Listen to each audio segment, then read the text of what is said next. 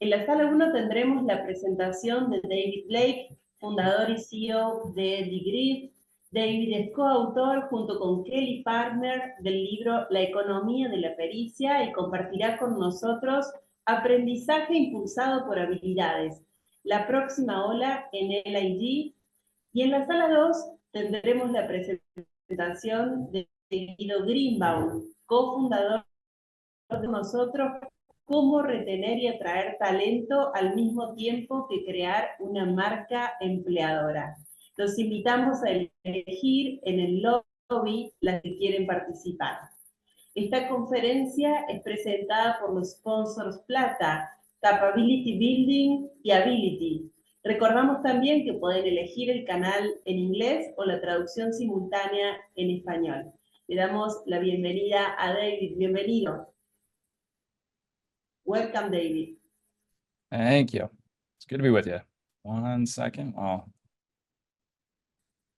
get my presentation pulled up to share with all of you.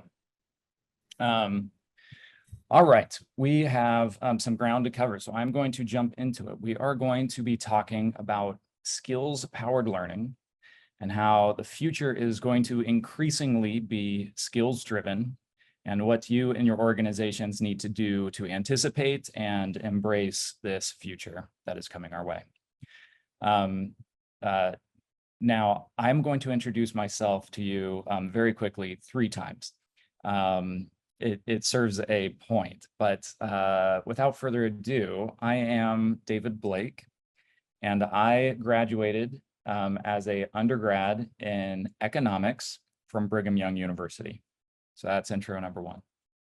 Intro number 2, my resume. Hi, I'm David Blake, and I am the founder and CEO of a company called Degreed.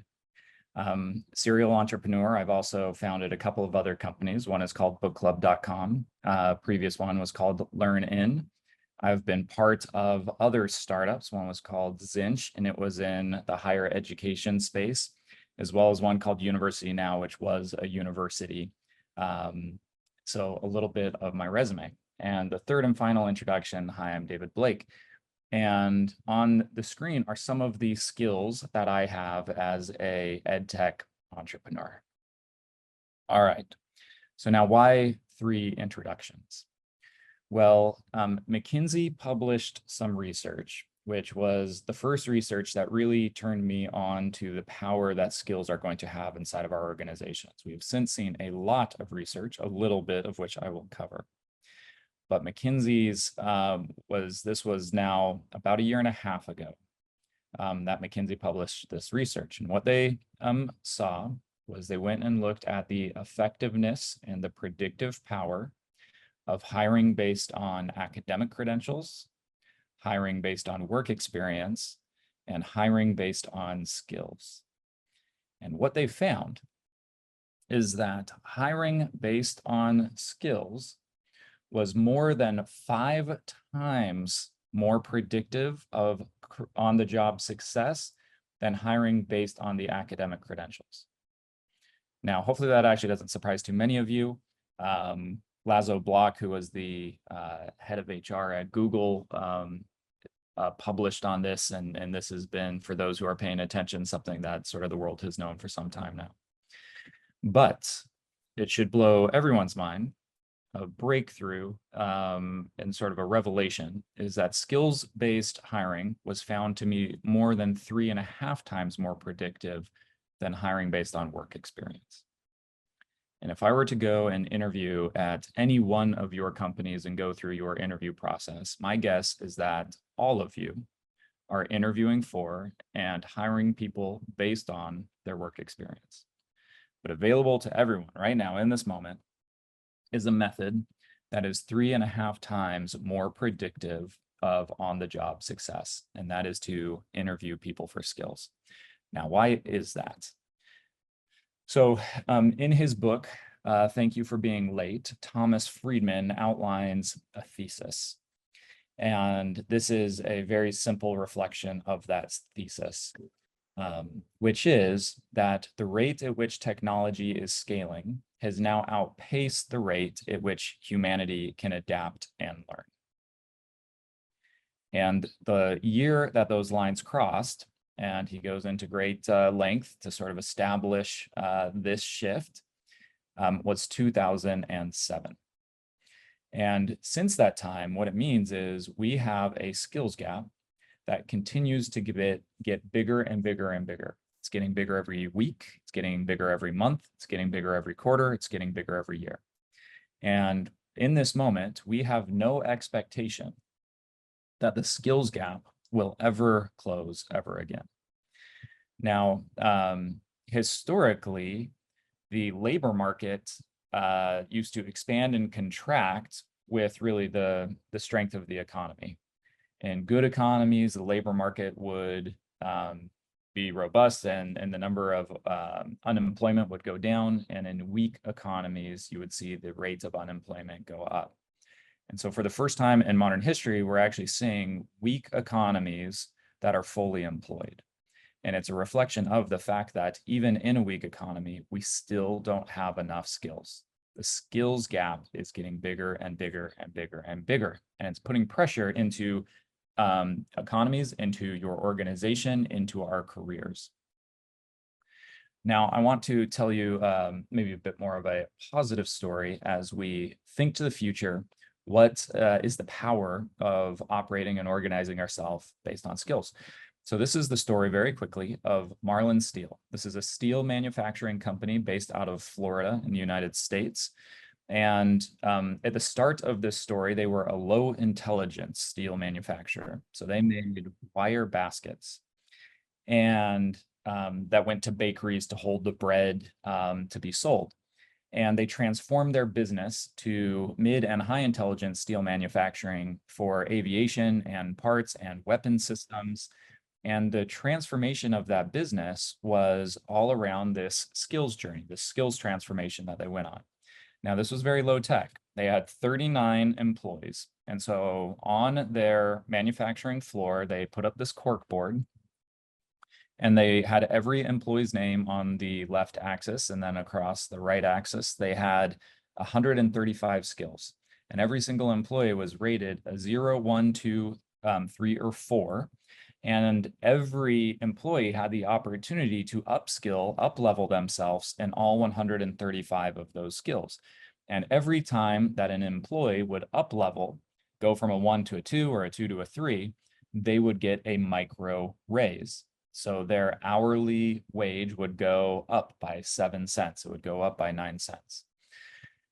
And over the course of a few years, this transformed not just the employees' lives, many whom went from earning minimum wage to earning over 6 figures, to buying homes, paying for their students, for their children to go to university. But it also transformed their business from that breadbasket business to supplying Boeing and BAE Systems and others. Now, pretty low tech. Why this story? Well, because historically, it was the best skills transformation story I have seen in the world. I work with companies all around the world. I travel across the world. This was the best story I found. But it's indicative, the scale of it, it was 39 employees. And if you look at the math, you can manage your business this way if you have 39 employees and 130 skills. That's 26,000 skill combinations. You can handle it when you're that size. But the challenge is if we were to talk to many of you listening to this webinar, how many employees do you have? Most, I would presume many of you have more than 39 employees. And so what is happening right now is the introduction of AI. You know, historically, we didn't have the technology, we didn't have the capacity to run a 3,000 person company with that skills matrix, much less a 30,000 or 300,000 person organization. We just didn't have the capabilities. But AI is bringing this huge shift to the world. And as we think about how it's going to affect how we organize our work and our organizations, it is both threat and opportunity. It is both it is increasing the rate at which that skills gap is going up, but it is also unlocking new capabilities inside of our organization. So I really do believe that we are just as Marlin's skill was transformed by organizing itself and transforming itself, developing itself, up-leveling itself on skills, that we too, in our careers, have this opportunity. The good news of a growing skills gap is that the value of every skill, as the skills gap is getting bigger, the value of every single skill is going up. So the individuals who get good at lifelong learning, who get good at reskilling themselves, the premium is going to go up and up and up and up. And that is also true of any organization. So any company, any team that is willing to commit and get good at developing skills, the competitive advantage is going to go up and up and up and up. And so as we start to see individuals mobilize to it, teams mobilize to it, companies mobilize to it, pretty soon we are going to find that we have organizations that are operating like Marlin Steel based on skills, that they're paying based on skills, that they're promoting based on skills, that they're organizing the work based on skills. And that is increasingly going to mean that we shift from a jobs-oriented framework to a skills-oriented framework. And in time, that means that our entire economies, the global economy, will shift from the organizing unit being jobs that we hold and fill to the skills that we have and are sort of deployed against and paid upon. So we are shifting to a skills-based organization and a skills-based world. Now, how can we be certain of this? Well, hands down, it is going back to that McKinsey skills-based hiring. So the research out of Deloitte, it is overwhelmingly the better way of operating. The premium on organizing yourself this way is overwhelming. So what we are going to experience in evolutionary biology, this is called the Red Queen's principle, which is there's two forms of evolutionary biology.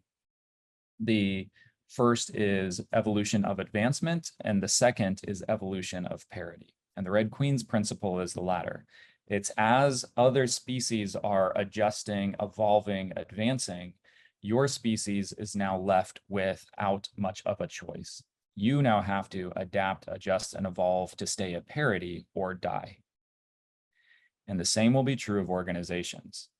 Skills-based organizations are so overwhelmingly better that as more and more organizations mobilize to organizing themselves around skills instead of around jobs, they will accrue increasing advantage, and all others will then be faced with the choice of evolve or die. And I do believe that it is that definitive. This will be the future. Just as social media came to us, for a moment, your organization, the world, the corporations globally, they had a choice for a moment. For a moment, there was a debate, there was a conversation. Do we want to let a 20-something be on Twitter and have a voice instantaneous that can connect to the world? That seems dangerous, that seems risky. Do we really want to do it? But if you're Coca-Cola and PepsiCo decides we're going to do it, and you're Coca-Cola, you really no longer have a choice. It's adopt or die. And the same will be true of skill-based organizations. The advantages are too overwhelming for you not to find yourself in this future. So how do you go on this journey as an organization? Right now, there is a choice. We are in that window of time where you can debate this, where you do have some discretion and some choice. But in a moment, you won't. So right now it's, are we going to begin to adjust and adapt in this direction or not? So what does it look like to go on that journey? Well, so first, Degreed's mission has, Degreed is now 12 years old. And I have been dreaming of this moment and of this future for a long time now. We say that our mission is to jailbreak the college degree. And by that, we meant to get to a place where we could transact on our skills instead of on our academic credentials. So I've been dreaming about this moment, building against this moment for a very long time. So we've built a platform that sits across all of the world's learning resources, and that now, as this moment has come, sits across all of your HR and corporate learning and HCM systems, so that we can aggregate all of the learning and all of the skills across the entirety of your organization to be able to then help you manage and orchestrate all of your upskilling across all of your employees with all of that skills data. The journey that skill-based organizations are going on really comes down to kind of these three big buckets or three big steps. So first, you have a vision for what the world is going to look like, what your industry is going to look like, what your organization is going to look like, and how you are going to begin to adopt and shift towards this reality. So the second is you need the data. You've got to go on this journey of getting the data. So you've got to, I mean, it wasn't that long ago that we really didn't have any sense of what skills anyone have. Then we've entered a period where we were getting data on what people were learning. We had data on performance reviews. We had certificates. So that was giving us a sampling of people's data, of people's skills. But what AI has enabled is that really now AI can take the sort of data exhaust from your productivity systems, from your work systems, and can look at that data and can infer what skills everyone is working against. And so this gives us a passive way of being able to get the data on what all of the skills across your organization are. But measuring that, normalizing that across many systems inside your organization is a journey, and it's hard work. And that's the journey that sort of the innovative companies are progressing against right now. And then the third is really making use of that data. So once you have your vision set, once you've got the capability of getting this data and organizing it, then it's about putting it to work. So are we going to do skills-based internal mobility? Are we going to do skills-based pay, skills-based performance management, skills-based deployment of work? How can you leverage this data inside of your organization?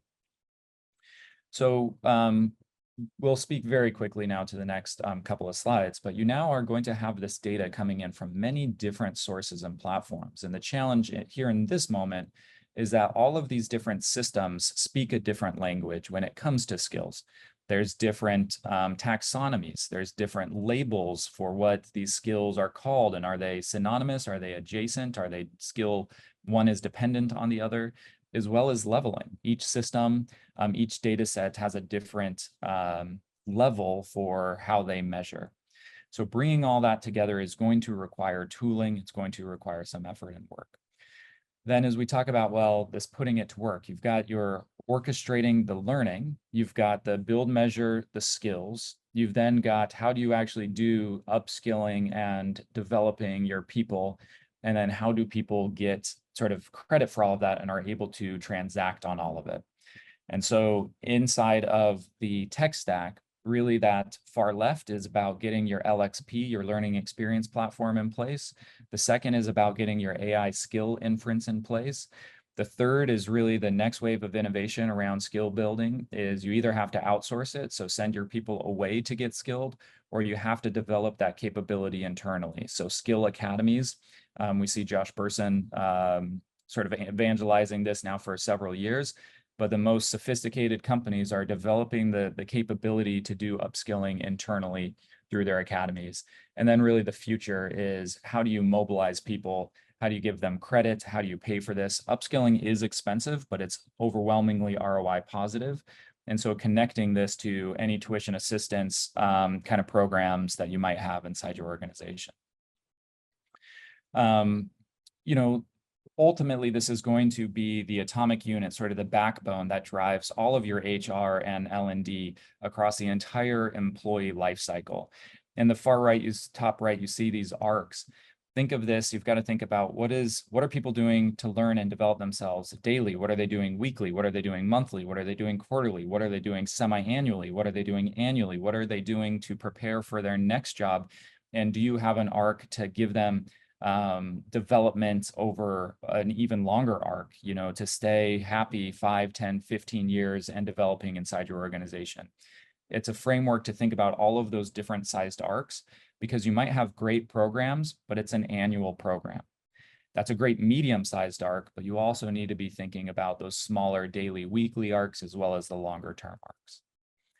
So I will leave you all with my favorite quote in the world. The world is shifting very quickly all of a sudden with the advent of and democratization of AI. My favorite quote in the whole world is, "In times of great change, it is the learners who will inherit the earth, while the learned find themselves beautifully equipped for a world that no longer exists." I appreciate the time with you all. Thank you so very much. Thank you for your presentation, David. Gracias por todos los aportes. Gracias a todos los keynote speakers en este primer día de FIAT 2024. Recuerden que a las 16:30, horario universal, antes de finalizar nuestra jornada, lo tendremos con nosotros a Donald Taylor desde Londres. Queremos contarles que nuestros patrocinadores también tienen muchos beneficios que van a poder obtener por estar asistiendo a esta cuarta edición de FIAT. Ahora queremos invitarlos a todos a nuestras sesiones de workshops. Cada una tiene una duración de 60 minutos. Para poder participar deben ingresar al lobby y seleccionar el workshop en el que quieran participar. Les comentamos cuáles son las opciones. En la sala 1, Educación para el Desarrollo, una iniciativa de transformación e inclusión para América Latina, a cargo de Karina Martínez, del Tecnológico de Monterrey. En la sala 2, el coaching como acelerador de competencias, moderado por Nieves Mesas, Team Lead for Enterprise de Speaks, y Virginie Laurent, experta en coach de Speaks. Y en la sala 3, Innovación en Liderazgo y Management 3.0 por Tania Marcela Rojas y María Esther González Huerta, presentado por la Escuela de Desarrollo Social y Empresarial EDES de la Universidad Técnica Particular de Loja de Ecuador. Ahora sí, los invitamos entonces a tomar el workshop que más les convenga.